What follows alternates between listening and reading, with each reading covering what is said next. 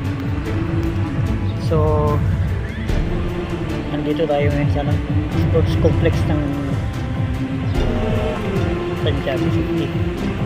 Ang ganda pala. Ito yung pinagawa ng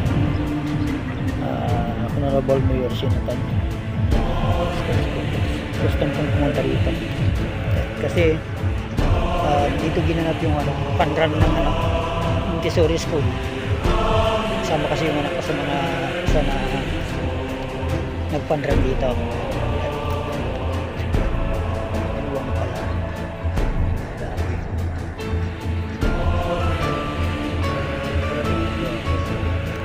Maganda talaga.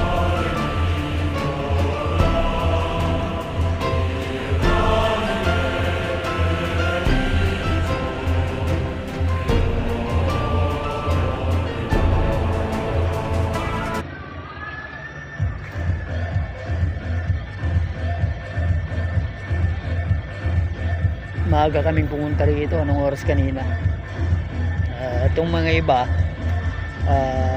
alas 6 kami nandito. Yung mga iba 4 daw eh. 4 ng umaga dito na sila.